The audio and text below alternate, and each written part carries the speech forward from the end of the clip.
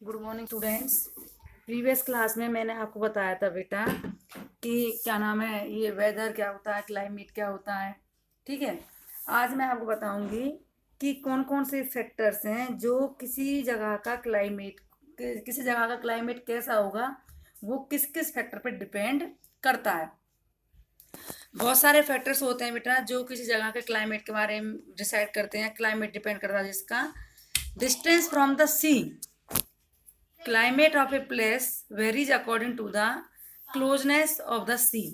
Means इस तो depend करता है कि किसी भी जगह की डिस्टेंस कितनी है, कितनी दूरी पर है वो जगह समुद्र से, और दूसरा वो कितनी नज़दीक है, इसके ऊपर डिपेंड करता है वहाँ का climate. The places that are near to the sea are moderate.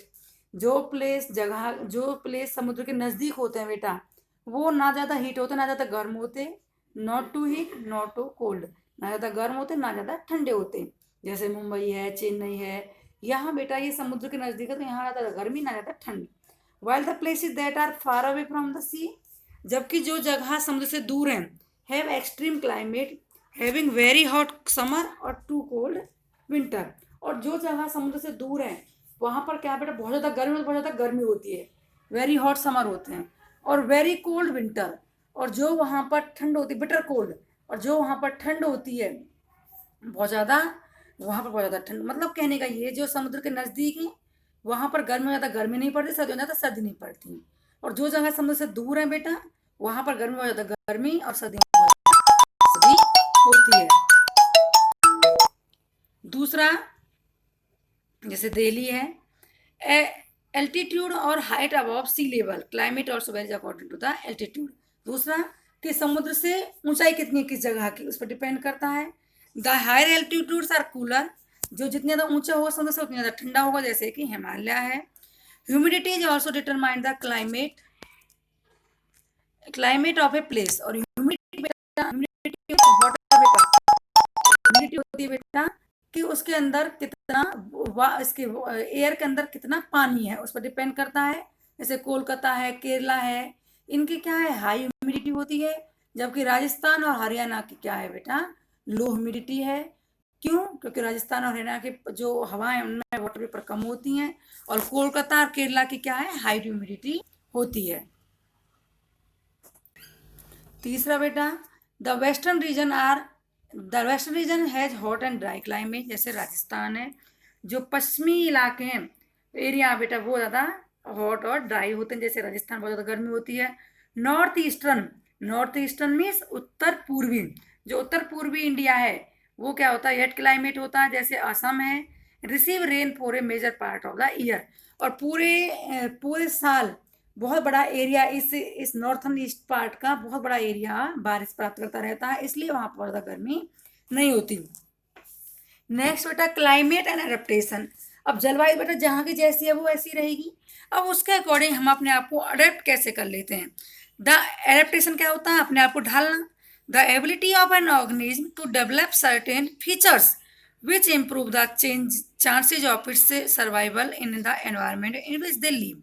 Means adaptation क्या होता है बेटा, हर किसी ऑर्गेनिज्म की एक ऐसी एबिलिटी होती है जिसके द्वारा वो अपने अंदर कुछ ऐसे फीचर्स डेवलप कर लेते हैं जिसकी वजह से वो वहाँ के एनवायरनमेंट में अपने आप को अडेप्ट कर लेते हैं, या अपने आप को उस एनवायरनमेंट में सर्वाइव कर लेते हैं जिसमें वो रहते हैं।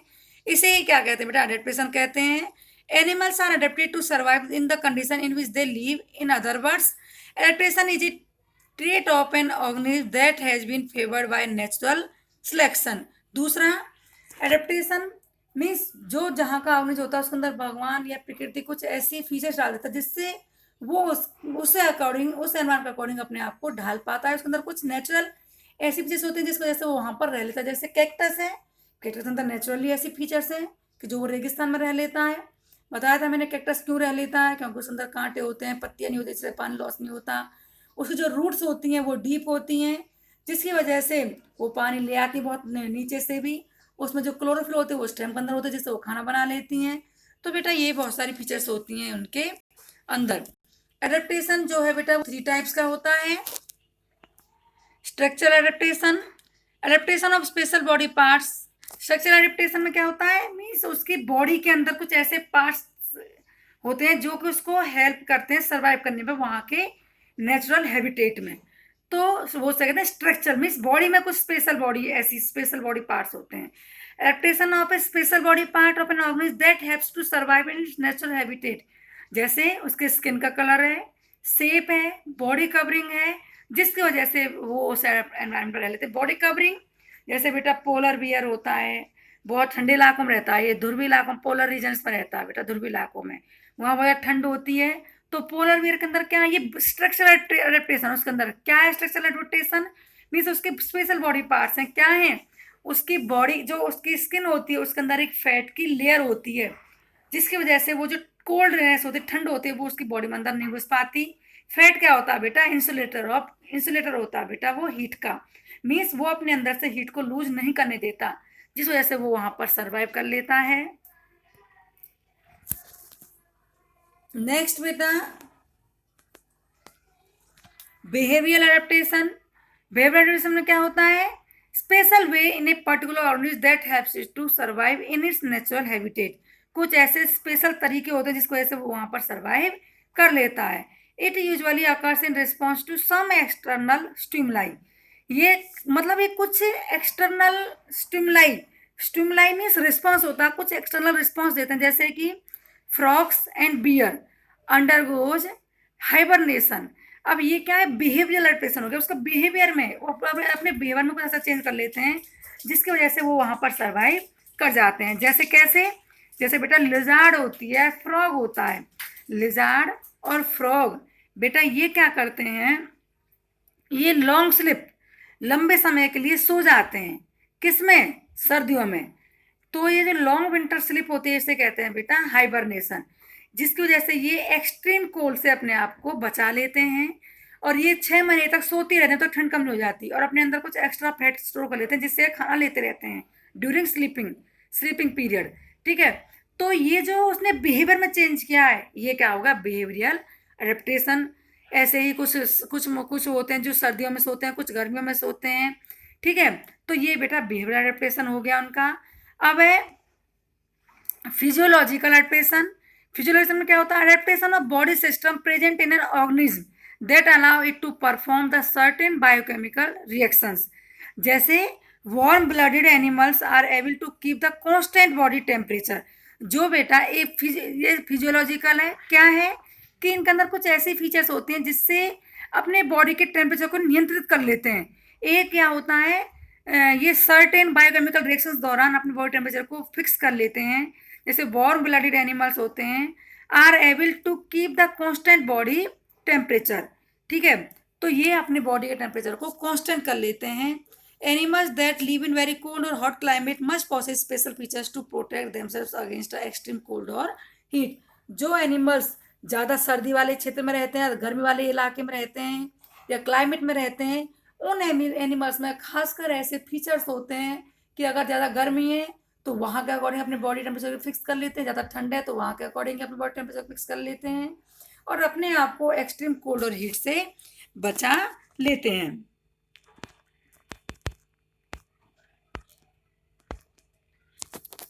The features and habits that help an animal to adapt their surrounding are the result of a process of evolution. According to their habitat, animals adapt themselves. अपने हैबिटेट मीन्स होता है नेचुरल लिविंग प्लेस, जो nature ने हमारे लिए बनाया उसे habitat कहते हैं, उसके अकॉर्डिंग अपने आप को ढाल लेते हैं। दीज एनिमल्स में be group as polar region and tropical rain forest animals.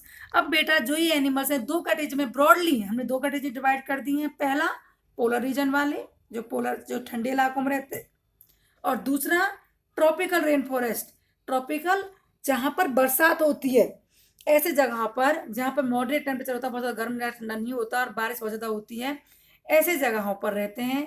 तो हमने इनको दो कैटेगरीज में डिवाइड कर दिया है।